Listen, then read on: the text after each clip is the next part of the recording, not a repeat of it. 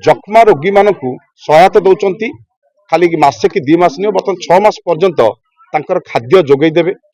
एवं जोटा कि आमर कटक कलेक्टर निर्देश देते आज आम आठगड़ तिगिरिया निर्वाचन मंडल में खुंटुणी जोटा आमर पीएससी अच्छी सेठारे आमर आदानी फाउंडेशन तरफ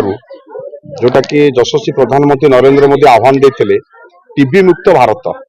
से परिप्रेक्षी आज आदानी फाउंडेशन तरफ टीबी बा जक्मा रोगी मानक पोषण सहायता देवाई जोटा कि 6 मास पर्यंत से सहायता देवे आज 50 ऊर्ध्व जक्मा रोगी आसी आज किट प्रदान कर आमर कटक जिलूर आसी ये अच्छा डीपीसी और डॉक्टर साहब आसी से रोगी मानक आश्वासन देले इन्स्पायर कर लड़ाई करेंगे टीबी रोग सहित जक्मा रोगी सहित कि लड़ाई करेंगे धन्यवाद दूसरी विशेषकर आदानी फाउंडेशन ग्रुप को ये जो कार्यक्रम रखुंट विशेषकर सीएसआर फंड तरफ सीएसआर फंड रु जो भाई कार्यक्रम रखुच अशेष अशेष धन्यवाद आठगड़ तिगिरिया निर्वाचन मंडल तरफ आम दौचु जिते प्रशंसा कले भी कम पड़ो कहीं विशेषकर ये जो एथर जो स्टेपटा नहीं जक्मा रोगी मानक सहायता दौरान खाली मासे कि 2 मास नहीं बर्तमान 6 मास पर्यंत तांकर खाद्य जोगई देवे एवं जोटा कि आमर कटक कलेक्टर निर्देश देते 50 नुहे 300 रोगी की करने जोटा कि से मुझे डिमांड करी तिगिरिया ब्लॉक अंडर ये कार्यक्रम करने यहाँ गोटे भल पदक्षेप एवं आम आठगढ़ शिल्पानुष्ठान गढ़ी उठी सबू शिल्पानुष्ठान को अनुरोध करध्यम सीएसआर फंड को लगातु जोटा कि लोक मैंने उपकृत हे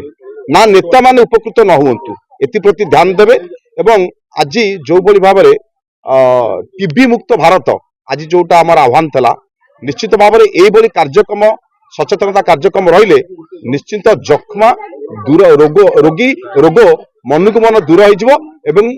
टीबी मुक्त भारत हम district programme coordinator national tuberculosis elimination programme रे काम करछि कटक जिला पे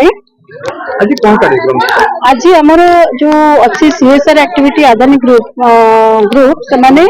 जक्मा रोगी जो माने अछंती जो मानकर एबे चिकित्सा चली से मानको मध्यरु 50 जन को आज खाद्य पड़िया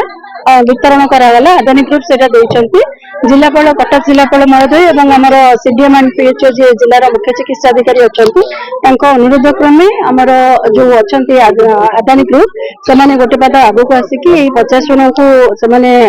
पशु करिसंती एवं हमको प्रतिश्रुति देइछंती आमर जे मुख्य अतिथि महोदय थिले अभय सर जे थिले तांको अनुरोध क्रमे से माने एबे